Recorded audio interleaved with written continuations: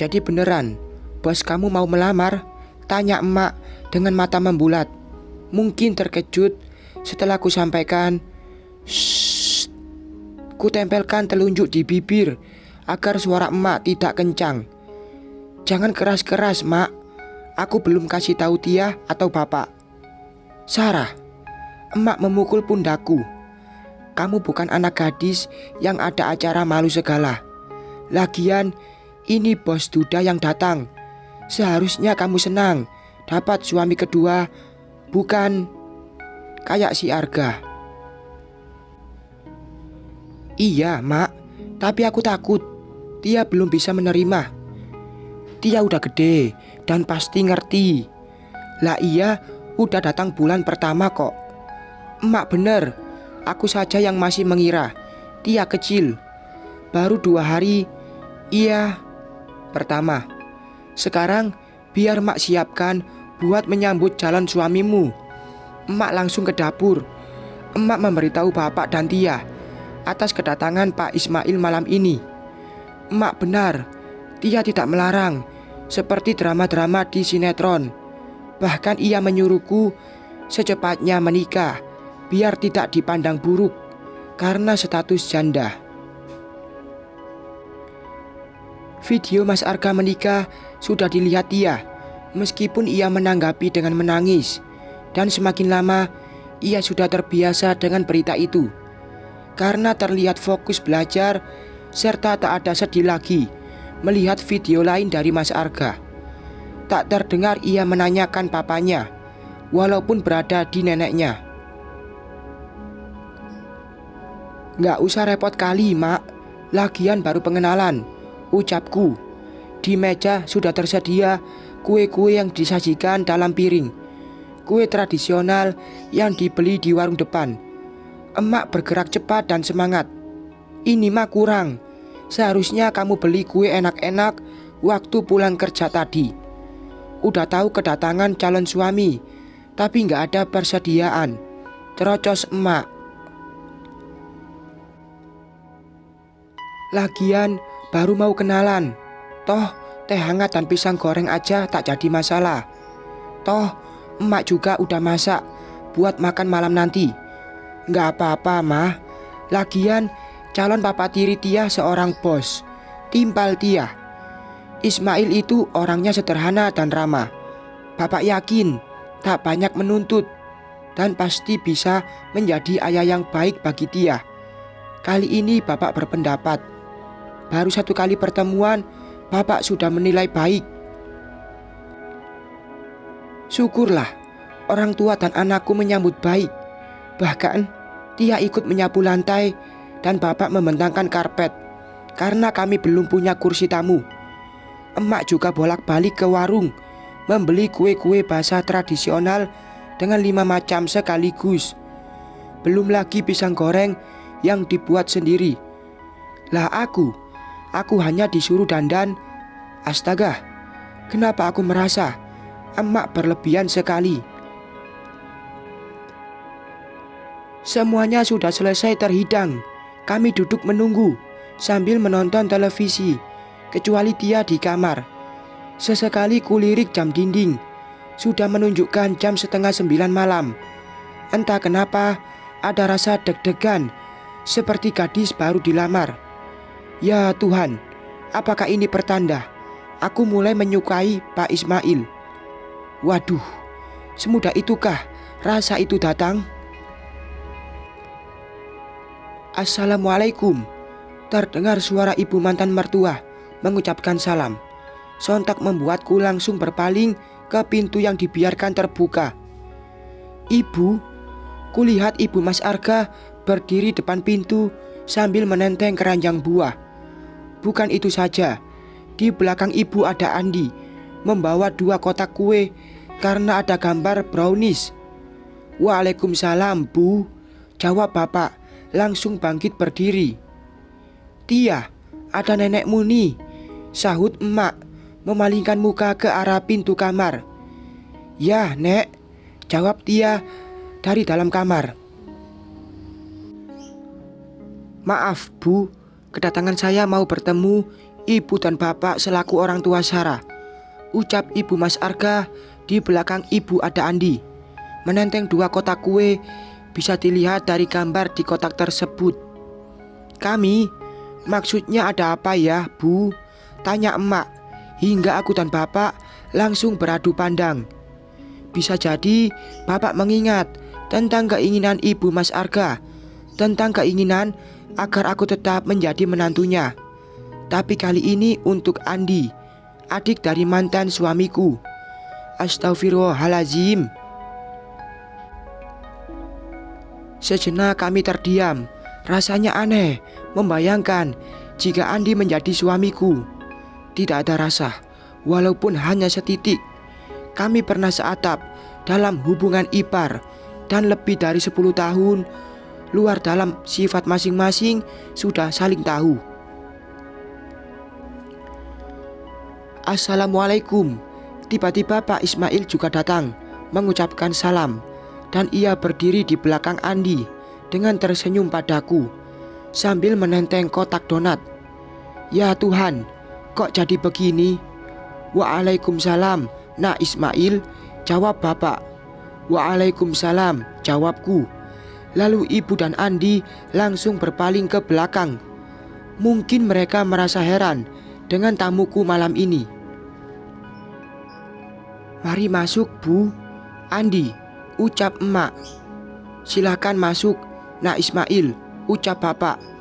Nenek, dia langsung berlari menghampiri ibu. Lalu mereka berpelukan seperti sudah lama tak berjumpa.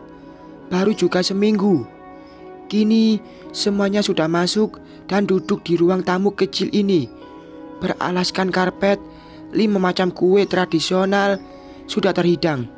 Mata ibu langsung celingukan dan mungkin berpikir jika aku dan orang tuaku sedang menanti tamu, karena ia juga menatap lama ke Pak Ismail. Tentu tatapan penuh selidik. Sarah, tuangkan teh hangatnya, titah bapak. Oh, iya pak. Aku langsung menuangkan teh hangat dari teko air ke beberapa cangkir yang sudah disiapkan emak. Nah Ismail, ini emaknya Sarah. Bapak menunjuk emak yang duduk di samping.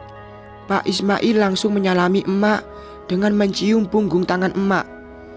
Emak terlihat senyum kecil menyambutnya. Ini buat Tia. Pak Ismail menyodorkan kotak donat pada Tia. Tia, salam dulu, tegur emak, hingga wajah ibu terlihat berubah masam. Tia, Om. Tia menyalami Pak Ismail dengan mencium punggung tangannya. Pak Ismail menyambut sambil mengelus kepala Tia. Bu, Andi, ini Nak Ismail. Bapak memperkenalkan ibu dan Andi pada Pak Ismail. Pak Ismail mengulurkan tangan terlebih dahulu ke ibu, tapi ibu malah terdiam tanpa menyambut tangan Pak Ismail. Tak lama kemudian, Andi menyenggolkan sikunya ke ibu, hingga ibu menyambut tangan Pak Ismail. Terlihat keterpaksaan ibu, karena mimik wajah masih terlihat masam. Andi, Mas. Andi mengulurkan tangan ke Pak Ismail, lalu mereka bersalaman. Tia, ini ada brownies dari Om Andi. Ibu menyodorkan 2 kotak brownies pada Tia. Wah, aku dapat banyak nih. Ada donat dan brownies. Tia menyambut senang. Om Andi kan sayang sama Tia, malah seperti seorang bapak. Timpal ibu seolah menyindir, tapi emak malah melirik tak suka dengan ucapan ibu. Makasih ya, Om. Tia melihat ke Pak Ismail. Pak Ismail mengangguk dengan seuntai senyum. Lalu Tia melihat ke Andi. Makasih ya, Om Andi. Senang sekali Nak Ismail mau berkunjung ke sini. Maaf, rumah ini kecil, ucap bapak. Saya justru berterima kasih karena bapak dan emak sudah mau menerima kunjungan saya, jawab Pak Ismail. Bu, Andi, Nak Ismail ini temannya Sarah. Bapak berusaha menjelaskan. Aku tahu tujuan Bapak, agar acaraku dengan Pak Ismail tidak terganggu. Oh, iya, jawab ibu seperti terpaksa tersenyum menanggapi. Sementara Andi terlihat biasa-biasa saja. Sarah, bisa ibu bicara di dalam? Pinta ibu. Aku dan emak langsung beradu pandang. Namun emak seperti mengerti hingga mengangguk menyetujui. Silahkan bawa ibu ke kamar aja, Sarah. Justru bapak yang cepat menanggapi. Biar bapak bersama Nak Ismail dan Andi di sini, sambung bapak. Oh iya pak, jawabku sambil bangkit berdiri. Lalu menoleh ke Pak Ismail. Sebentar pak, ucapku. Pak Ismail menanggapi menganggukkan kepala. Mari ke kamar aja bu, ajakku ke ibu. Ini sangat membingungkan. Dua tamu sekaligus, tak menyangka jika ibu dan Andi juga berkunjung malam ini. Belum tahu pasti maksud kedatangan mereka, tapi sudah terbaca karena ibu berkata ada perlu dengan orang tuaku. Aku dan ibu masuk ke kamar. Baru menginjakkan kamar, emak juga ikut masuk bersama Tia. Bu, sebenarnya saya perlunya sama ibu dan bapak, ucap ibu Mas Arga pada emak. Tapi berhubung ada tamu di luar, jadi biarlah sama ibu dan Sarah aja, sambung ibu.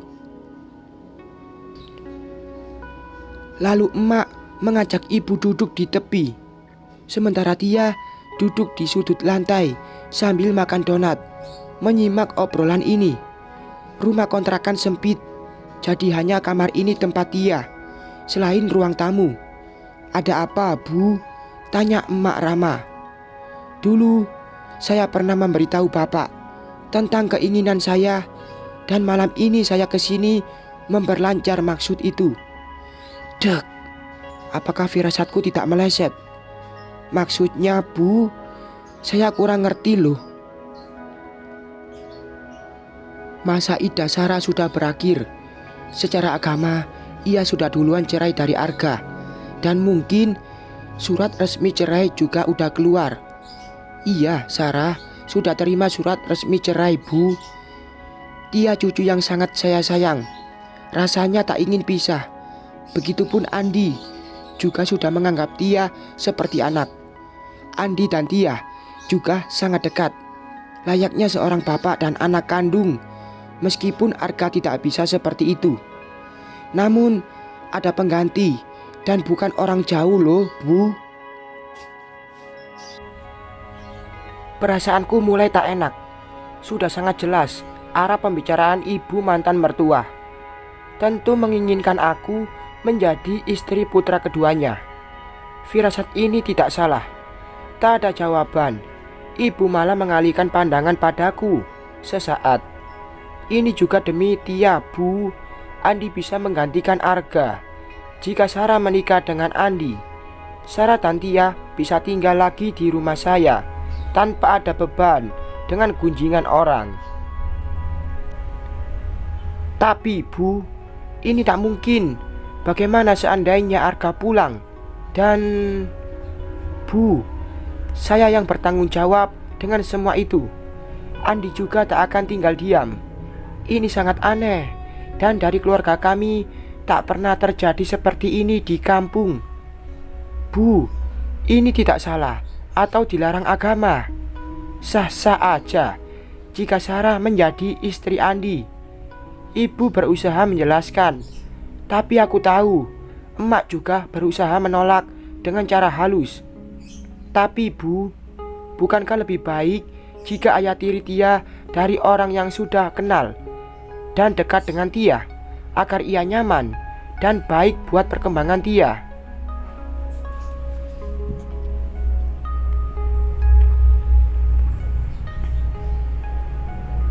Emak terdiam sambil menghela nafas besar. Mungkin tak mau berdebat lagi. Ibu Mas Arga lebih cepat berucap sebelum emak menyelesaikan kata-kata. Baiklah bu, saya pamit dulu. tolong pikirkan, karena ini demi cucu kita juga. Ibu bangkit berdiri. Saya tunggu jawabannya, Bu. Lalu ibu berlalu keluar kamar. Aku dan emak juga keluar dari kamar. Pak, maksud kedatangan saya sudah diutarakan ke ibu. Jadi saya permisi dulu, ucap ibu ke bapak. Oh iya, Bu, jawab bapak. Ibu dan Andi berpamitan. Ibu sama sekali tidak menyapa Pak Ismail dan langsung keluar saja. Hanya Andi yang tampak ramah berpamitan ke Pak Ismail. Pasti ibu membaca maksud kedatangan Pak Ismail hingga muka masam tetap diperlihatkan. Aku dan emak kembali duduk bergabung dengan bapak dan Pak Ismail. Entah apa pembicaraan mereka saat aku di kamar tadi. Namun yang terlihat, Pak Ismail pandai mendekatkan diri ke bapak hingga tak terlihat canggung. Dari awal bertemu saja, ia sudah menunjukkan rasa hormatnya pada bapak. Maaf jika saya mengganggu acara keluarga bapak dan emak. Oh, enggak kok, Nak Ismail. Tadi itu bukan acara keluarga, hanya tamu mendadak datang aja. Poles emak. Iya, Nak Ismail. Pokoknya pembicaraan kita tadi akan segera bapak sampaikan ke emak. Kami makan malam bersama. Pak Ismail memulai membuka percakapan dengan Tia. Dan ternyata ia juga bisa mendekatkan diri ke Tia. Padahal Pak Ismail belum punya anak, tapi tak terlihat canggung. Bahkan Tia juga sesekali tertawa saat ada obrolan lucu di antara mereka. Alhamdulillah. Bersambung.